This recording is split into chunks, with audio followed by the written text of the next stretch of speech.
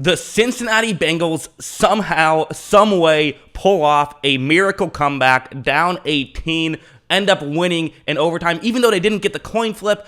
Absolutely insane. What a game. Let's break down kind of everything. I want to talk about the Chiefs' hot start, how they were able to slow them down, and what Cincinnati was able to do on their own side of the ball. Just crazy stuff. So first, let's start off with something like this. This was definitely something we saw a decent amount of, and I think too much of it was just three-man rushes. I don't know why Cincinnati did this so much. I guess I get it. You figure, hey, you're going to play a lot of two safety deep coverages, and so the way Kansas City is going to attack that is with a lot of stuff underneath. If you only rush three, it does two things for you. A, it gives you an extra guy there, so it makes it more difficult to throw underneath. And B, a lot of times the three-man rushes they had a quarterback spy. The quarterback spies rarely worked, and also, even when they ran three-man rushes, like on this play, this stuff would happen. Mahomes is going to take the snap, and he's going to simply just be able to throw underneath anyways, so it didn't really do too much. And that's just kind of what, it wasn't a horrible idea by Cincinnati. I got the logic behind it. It just certainly did not work, and I think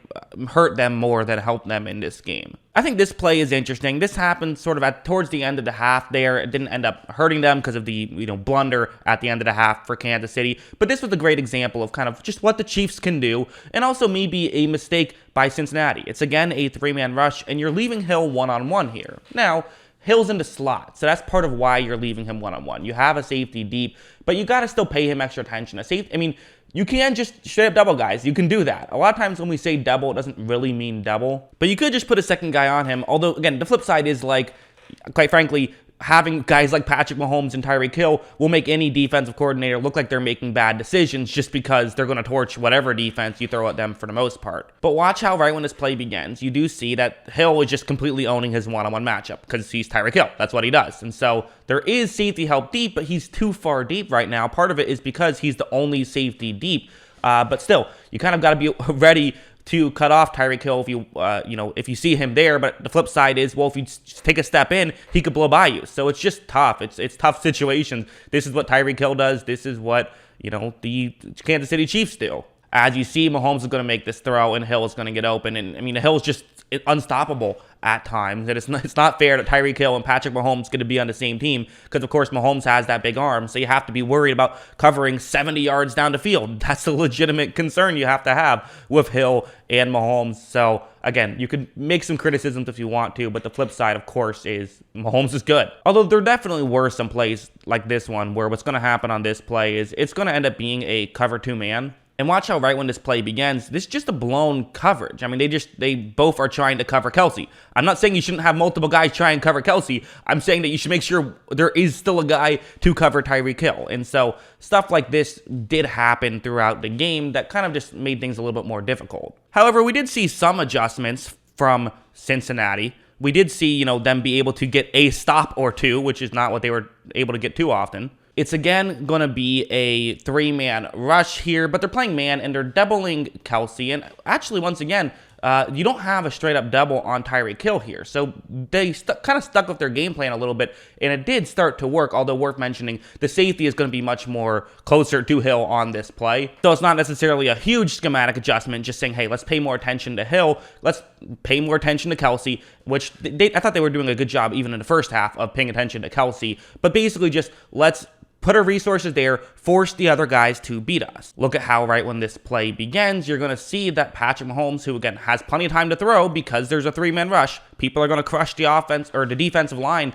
for Cincinnati in this game. But the reality is Mahomes had a lot of time to throw, partially, intentionally. Part of that was by design from Cincinnati. Anyways, you see that there's an opening. This can work, and there actually even was a hold that was uncalled here, so that's another factor. But watch how this play just isn't quite able to be complete right there. Byron Pringle does not make the grab, and he could have. It was pretty good defense if you take out of the account that there should have been a penalty there. But it wasn't the easiest of plays, but that's basically what Cincinnati was trying to do. That was their halftime adjustment. Like, hey, let's stop letting Kelsey and Hill beat us. Let's force these other guys to beat us, and they were able to get a couple plays like that. On the flip side of the ball, it was kind of weird. So this play is exactly what I think Cincinnati should have been doing earlier. It's what I thought they would do earlier, why I thought they'd get off to a much hotter start than they ended up getting off to. Basically, for Kansas City, they are kind of forced to play a decent amount of zone coverage because you have Jamar Chase and they're trying to, not let him just be one-on-one on an island. So you're either doubling him a lot or just playing zone coverage. And so I expected a lot of zone busters, and they finally started doing them, and we're having a lot of success once they did start doing them. And they were doing some early as well, but I felt like they should have done more. That being said, you do it. The way this play works is it's going to be, again, it's just a zone buster, basically, where you think about underneath, there's 2 Kansas City players who can cover that underneath area to the offense's right. You have 3 eligible receivers. They kind of all spread out. One of them is going to end up getting open. Watch how, right when this play begins, you see Jamar Chase right here, who is just open. So this is what you want to do. The Chiefs aren't the best at zone coverage. They're much better at man. They're really good man defense, but you just can't man up against Cincinnati because no one can. Watch Burrow make a good throw, and they're able to get a big completion. So again, were there something bad? Were there too many first down runs? Yeah, sure. But you know who else ran the ball too many times on first down? Last year, the Tampa Bay Buccaneers. Like, you can win football games doing it if you make up for it with the other stuff. That's what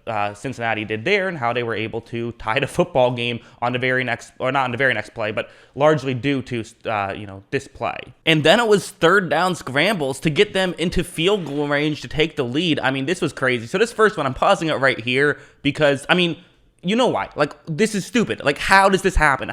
There was a first down converted on this play? That makes zero sense. Look at Joe Burrow. And yet he gets out, is able to scramble out, and somehow avoid another potential tackle. Could have gotten tripped up, picks up the first down. I mean, that's just absurd right there. And again, part of this is they're playing man coverage now and doubling Chase, avoiding that zone coverage that was beating them, which allowed Burrow to basically have no one looking at him. This is kind of what set this stuff up. This one would then happen. It's going to be another third down here. You have to get to the 41-yard line. And again, you're in your own territory. If you don't get this, you're punting. And Zach Taylor probably isn't going to go for it on a 4th and 1 in his own territory, which would mean that you have to give the ball to Kansas City, which you don't want to do tied. You would much rather be up at least by 3, preferably by 7, but that wouldn't happen, but at least by 3. And again, I'm going to pause at a very specific point. Look right here.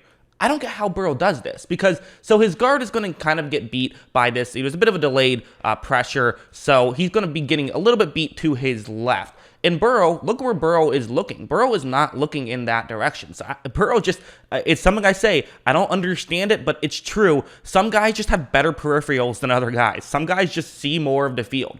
Don't understand it, never will understand it. And again, obviously, you're not exactly looking where your helmet is turned. It's possible he's looking in the other direction, but still, it appears as though he's looking there. But he still reads this, is able to find the exact hole he has to get through, and then runs and picks up a first down right there. So again, Burrow can move, and these are the benefits of having a quarterback who not just can move, but is smart when they move, knows when to rush and knows when to scramble, and those are just smart scrambles to give them the lead late in the 4th quarter in the AFC Championship game. On this drive, with just a few minutes left, I was a little confused by what Cincinnati was doing. I was surprised to see them just drop back into zone as much as they did. They were having some success with man, and maybe you could argue it was kind of more of the Chiefs beating themselves more so than it was them winning as much. But on this play, that's what they're doing. And watch Kelce. Watch him just, this is a wide open soft spot. You got to be aware of Travis Kelce. That's just a mistake. And again, it goes back to, it's less X's and O's and more just pay attention to Kelce and Hill. Like, that's how they can beat you. You just have to always be focused. And it felt like at times they weren't. But again, the flip side is every time they weren't, Mahomes made them get burnt by it. Mahomes just saw it literally every time in this game. Oh, you're giving me a window to throw to Kelce? I'm going to hit him every time. So that's kind of the flip side, is you wouldn't have felt it as much if it was a lesser quarterback and lesser talent that was going against this defense. This overtime interception on the first drive the Chiefs got was just a great play by Jesse Bates. Him being able to come in, knock the ball away from Tyreek Hill. How do you catch Tyreek Hill? I've never seen someone catch Tyreek Hill. Take that back. I've seen one guy catch Tyreek Hill. Jesse Bates makes the play and gives Cincinnati the ball back. I just can't believe it. I have never been more wrong about a team ever in my 3+ years with this YouTube channel than I was about Cincinnati. I had them as like a 6-win team entering the season. I was like, no way they can win if their offensive line. Jamar Chase is a rookie. How well will he really be able to play right away? unbelievable. What a run. Bengals fans, you must be ecstatic. Just incredible stuff. So, yeah, congratulations to the Bengals. And for the Chiefs, I mean, let's be honest. You'll be back here next year. Whatever. But still, wild game. Football is awesome. I tweeted this out. That's my takeaway from this. Football is awesome. Best sport ever invented. Best game ever invented. Best thing ever invented. I love this stuff. And we still got another game today. Just awesome stuff.